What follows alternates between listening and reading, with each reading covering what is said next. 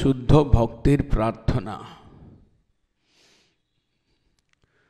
যারা বিশুদ্ধ ভক্তিযোগকে আশ্রয় করেছেন, যারা শ্রী চৈতন্যদেবের শিক্ষাধারার মূল প্রবাহের সঙ্গে যুক্ত আছেন, যাদের জীবনের মূল উদ্দেশ্য কৃষ্ণ ভজন করে জীবনকে সার্থক করা, তাদের প্রার্থনা কি? তারা কি চায়? ভক্তিবিনোদ ঠাকুর মহাজন তিনি বলছেন, নাহি মাগি স্বর্গ আর মোক্ষ নাহি মাগি।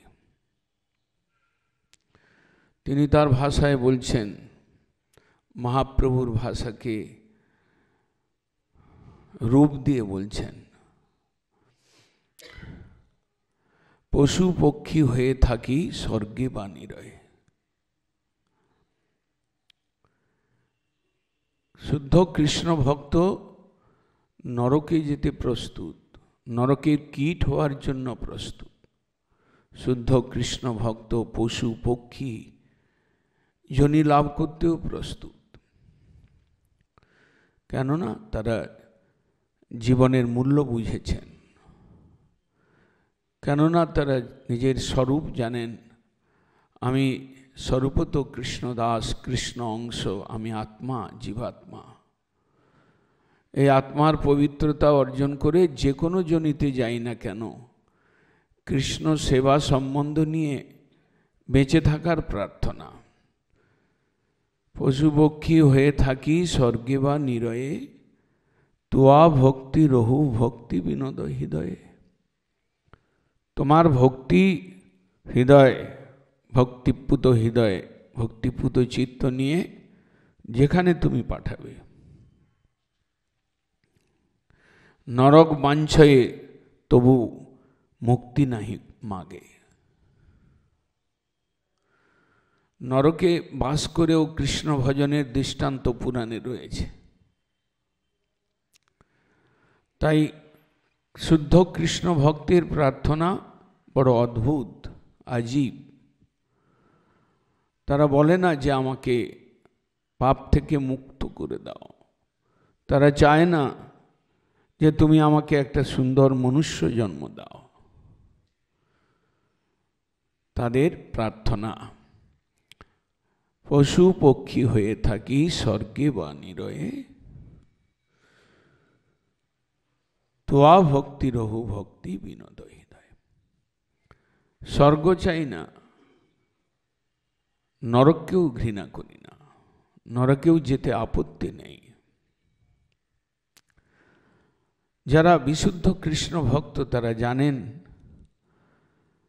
কৃষ্ণের লীলাময় যে স্থান বৃন্দাবন, যেখানে গোপীগণ খেদোক্তি করেছিলেন,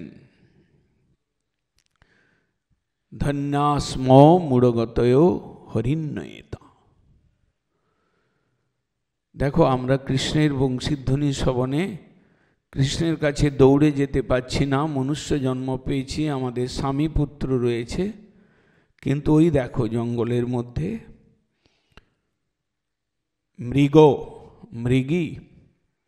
মৃগ শাবক পূজাং দধুর বিরচিতাং প্রণয়াবলোকই।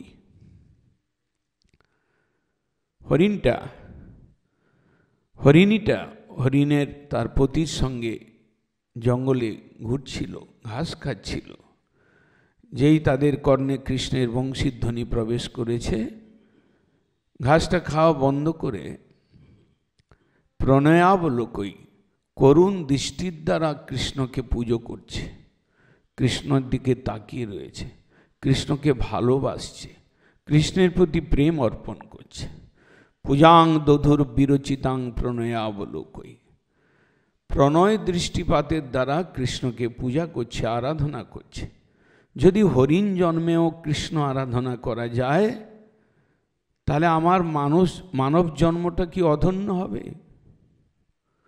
কৃষ্ণ ভক্ত জানেন, আমার আত্মাটাকে বিশুদ্ধ করে উজ্জীবিত করে আত্মবৃত্তিতে জাগ্রত হয়ে যেখানেই ভগবান পাঠান না কেন আমি প্রস্তুত। গোপীগণ খেদোক্তিতে বলছেন, উর্ম ভুজই কমলোপহারা।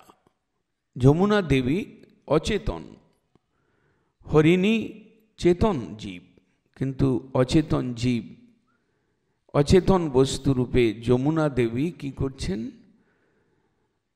উর্মি ভুজই কমলোপহারা,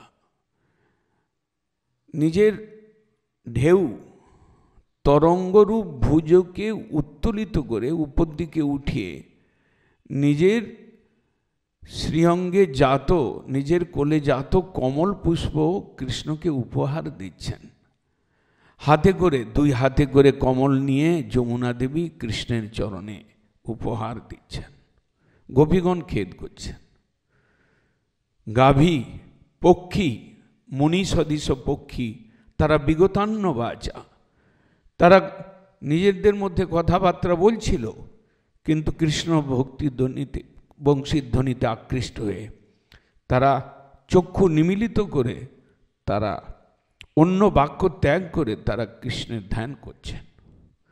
একটা পক্ষী, একটা পশু, একটা অচেতন যমুনা, তারা যদি সেই জনিতে এসে তারা যদি কৃষ্ণের উপাসনা করেন, তাহলে আমি যদি মনুষ্য জন্ম পেয়ে ভজন না করি, আমার হৃদয়ের প্রেমটা যদি কৃষ্ণকে অর্পণ করবার ইচ্ছা আমার না জাগে, তাহলে সেটা আমার জীবনটা অধন্য।